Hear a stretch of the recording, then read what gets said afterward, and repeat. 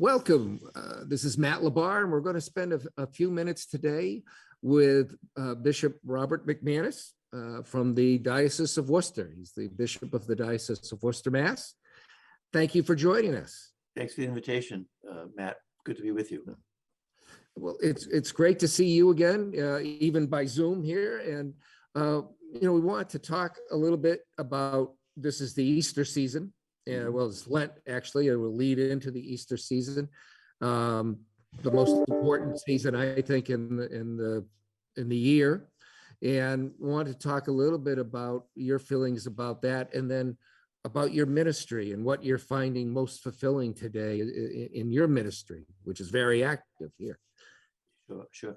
Well, I think that obviously, as you said, Easter is the major celebration of the liturgical life of the church. So the whole liturgical year sort of reaches its pinnacle, because everything we celebrate on Holy Thursday, Good Friday, Easter Vigil, and Easter Sunday is really a summation of our faith. So you're absolutely right. But I think any priest would say to you, if you ask, what do you find most important in your priestly ministry? I think all priests would say that it would be the celebration of the sacraments for God's people, especially the celebration of the Eucharist and hearing confessions. That because, in a sense, that is what is unique to the life of the priest, that we are ordained and set apart just to carry out the salvific work of Jesus Christ, which he has confided to his church. And we do that primarily through the grace of the sacrament. So I think sacramental ministry would be key. I think also that from my point of view, as not as a bishop for the last 23 years, is that a great point, a very meaningful moment in my ministry as a bishop is that when I ordain young men to the priesthood. Because obviously the life of the church is carried forward in a very unique way through the ministry of the priests.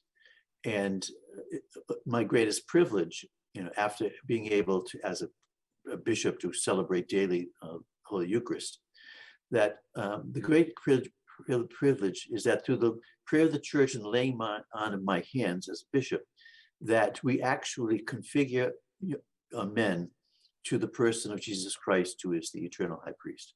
So being able to confer, to pass on the priesthood to a young man, and sometimes not so young, but to a man, is a great privilege, because you feel that you are in a very dramatic way fostering the work of salvation that Christ has entrusted to his church. So that's a very important way. I also think a priest would say that a very important role in their priesthood, especially since the Second Vatican Council. I remember that I'm 70 years old, so I was raised in the pre-Vatican II church, and that the Sunday Mass, preaching was not a very big thing. Often, in most parishes, because the Mass was in Latin, a priest would go to the pulpit, read the gospel in English, and then read the bulletin to the people of what's going on in the church. And in those days, every night had a rosary benediction, novenas, etc. So it was really, the Second Vatican Council put a great emphasis on the importance in the priest's ministry of preaching the word. And I think that in my generation of priests in the seminary, we were taught very much to take our homiletical responsibilities very seriously. So I think that the preaching is very important to priests in their ministry. Sure. And that must be being able to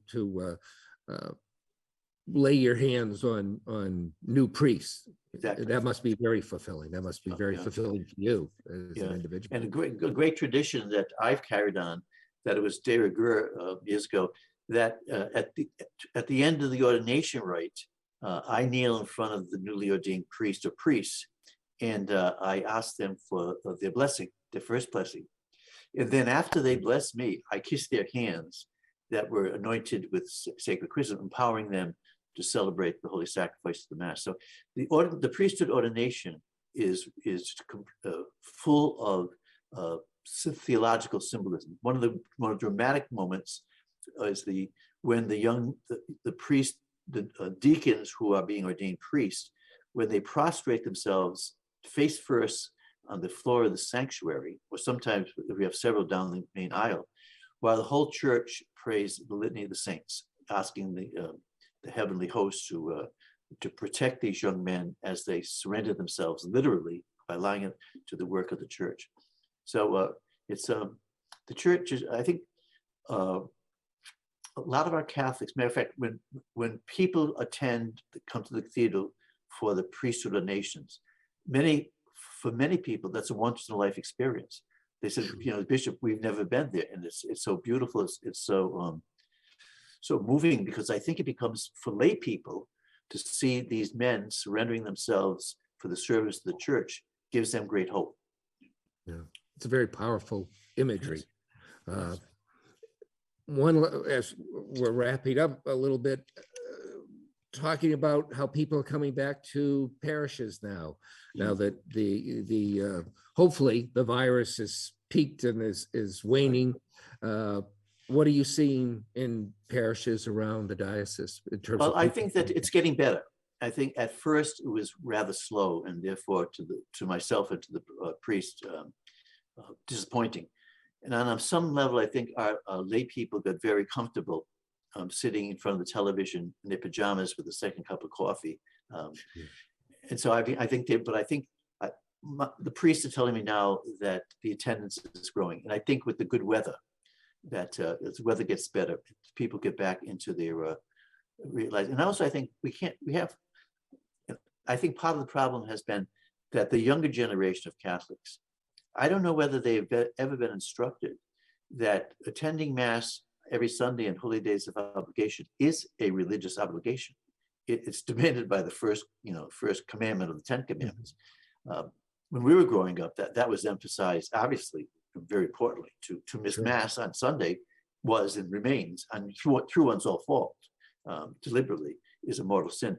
The young people have not been instructed as much with that teaching of the church as we were certainly growing up. Sure. And the being able to go to Mass or other services by Zoom has a positive, but it also, during that time, it was a positive. But you miss the gathering, you miss a lot by not being there. And now that you're able to go back to a service or a Mass. Well, I think if we did not provide Mass electronically, through Zoom or whatever, that I think that would have been a great disappointment to the people. Sure. So I think they were very appreciative of that. But I think they have to realize that under these normal circumstances, it's not a choice among, do I stay home or do I go to Mass with the community? Yeah, you miss a lot. Well, thank you. You're welcome. It's nice actually chatting with you again. And again, Lent and the Easter season's a great time to refocus and re-energize our lives. So I appreciate your coming and chatting with us, and we'll be back soon. Okay, Matt, thank you so much. Bye-bye now.